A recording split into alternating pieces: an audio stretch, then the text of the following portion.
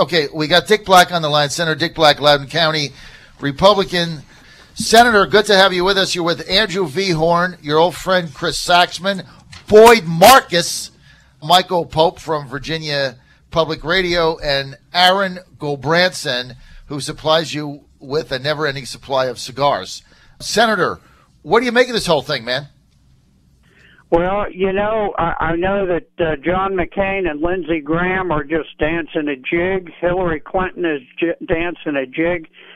Let me tell you, I was the top prosecutor in the Pentagon, and I got there by being a good criminal attorney. And when a criminal attorney always looks for motive, I defy anyone in the mainstream media to provide me a motive of why President Assad would snatch defeat from the jaws of victory.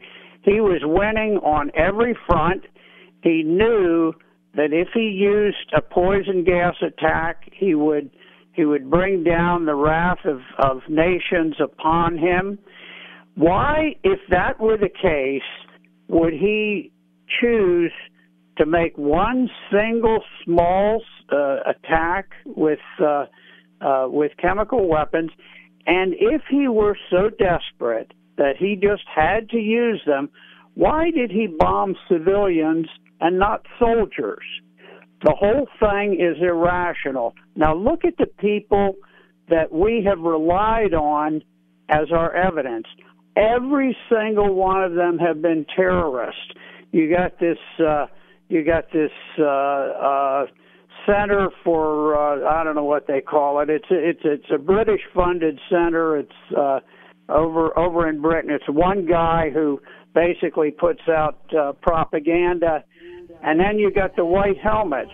White helmets have been clearly linked to Al Qaeda. They throw on their white helmets and they get their films, and then they put them down. They grab their RPGs and their automatic weapons, and they run into battle. And these are the people that we're saying, oh my gosh, we got to believe them. These are the guys who brought down the Twin Towers and killed 3,000 Americans, and we're saying that we've got to believe them. But I go back to the point. There has got to be a motive, and there is absolutely no motive. I challenge anybody in the mainstream media to give me a motive of why President Assad, while he's winning this war, would simply decide, well, look, let's anger the world by shooting off some missiles with sarin gas. Now, my guess is that what's happened is that they bombed a warehouse in which the terrorists held sarin gas shells, landmines, or whatever, and set some of them off incidentally. Now, we know from a DIA study back in 2013, DIA reported that Al-Qaeda had a major sarin gas capability. They used it in a false flag attack in Damascus, and we're falling for the same garbage we did in the past. And I just cannot tell you how angry and how disappointed I am. Now, you know, right after we launched that attack, guess who came in and attacked the airfield? It was ISIS. We got a choice. We are either going to side with the Syrian government or we're going to side with the terrorists. And if the terrorists take over, they're going to lop off Christian heads by the millions, Alawite heads, Shiite heads, everybody, including moderate Sunnis. We have switched to where we've gone from the side of the good guys to the side of the bad guys, and I think it stinks. I cannot tell you how strongly I feel, and John, you know I have very strong opinions on things. Senator Black, this is Aaron Gulbranson. I want to clarify something because we just heard from Congressman Whitman before. Are you saying as a state senator from the Commonwealth of Virginia, you have better information than the U.S. intelligence services and the Congress of the United States of America? I am saying exactly that. Listen, The CIA and the State Department have been so shot through by members of the Muslim Brotherhood who were placed there under the last administration that you can believe almost nothing that they say. But let me go back. Let me go back to my original premise. You give me one single motive that Syria would have for launching an attack on civilians. Look, they're fighting thousands, tens of thousands of jihadists on the battlefield in desperate Saxman's battles. got a motive. If they were going to use sarin gas, why wouldn't they use them on soldiers? Why would they choose to use them on women and children? Marcus has got a motive. Senator Black. Back when they claimed that they had attacked their own capital city of Damascus. It was a bizarre notion then, and it's a bizarre notion now. The whole thing is false. Senator Black, let me say a couple of specific things. This is Boyd Marcus. I've worked on Capitol Hill for a long time. During the time of the Reagan administration, I was chief of staff for Congressman Bliley. I worked there for a while, for a brief period with Congressman Cantor. I have things generally familiar about how these things work. I mean, there's clear intelligence that this was dropped from a fixed-wing airplane, that this was a bomb that was dropped on the target town. It is also clearly the Syrian policy repeatedly to bomb civilian targets. They do it all the time. Why? Repeatedly. Because that's the way you break the will of the people who are trying to fight you. The whole goal of the Syrian government has been to break the will of the people who are trying to fight them. Now, we know that in fact ISIS and various terrorist groups. Why would they choose to launch? I will, if you will stop talking, I will answer your question. Stop.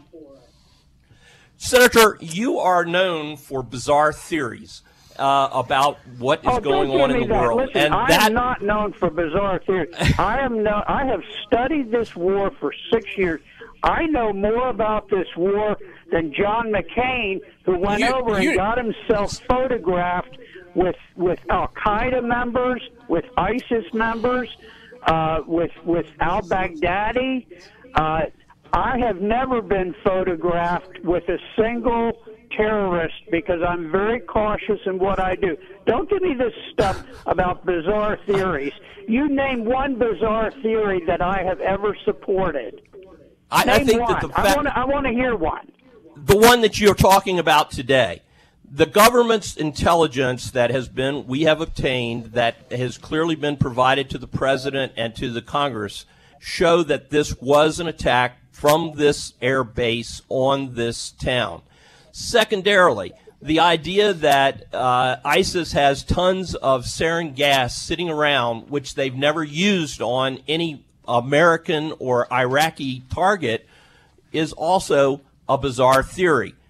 The whole point that we're talking about here is... They haven't been fighting America. They've been fighting Syria. And listen, it was in 2013 that the Defense Intelligence Agency, through documents released by WikiLeaks, expressed that there was a major capability for sarin gas in the Al-Qaeda people who were crossing the border into Turkey. And I'll tell you something else. And this is printed all over the mainstream media if you go back. In 2013, the Turkish, Turkey was still a fairly decent country back then. The Turkish prosecutor ran a wiretap surveillance on 13 members of Al-Qaeda living in southern Turkey on the Syrian border. They talked openly about moving sarin gas and the delivery systems across the border into Turkey. This was about 3 months before the attack was launched on Damascus. And they said openly, we're not going to have any problem crossing the border. Now, the Syrian or the Turkish prosecutor indicted all of them and then President Erdogan replaced the prosecutor, and the new prosecutor dismissed all of the charges. Now, I will tell you, in the course of that, what was seized from those 13 members of Al-Qaeda? A container with 2.2 kilograms of sarin gas. They had sarin gas in 2013. They had the capability to get it from Turkey and to move it across the border. They had the capability to produce it. We even announced back when the United States Senator, who are you saying did this then? When we were bombing in Mosul, we announced early on that we were bombing a chemical weapons plant, and we did, and we should have. And this is what's happened here: is you've got terrorists who are holding chemical weapons in a warehouse. The warehouse was bombed. Some of them went off. Some of them killed some civilians. But I'm going to tell you, I will guarantee you this. The president of Syria, he's a very rational, very level-headed guy.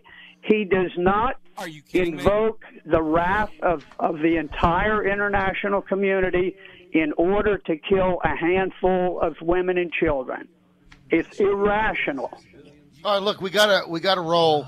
Senator, I do agree with you in that this attack was illogical. Now, Chris Saxman has a crazy theory, but look, it is illogical. But the problem we have is we just had Chairman Whitman on of the Sea Power Projection Forces Readiness Committee, who said that he saw conclusive intel that a fixed-wing plane, of which only the Syrian army has, so therefore he made the conclusion, without sharing intel that he can't do in a public format, that this undoubtedly came from Assad. Although I agree with you, it is totally illogical because he was winning the war. So it didn't make any sense. Yeah, it makes no sense. Now, if let's take his assertion as true, and I don't necessarily question it.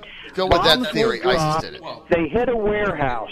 Now, there are two alternative views.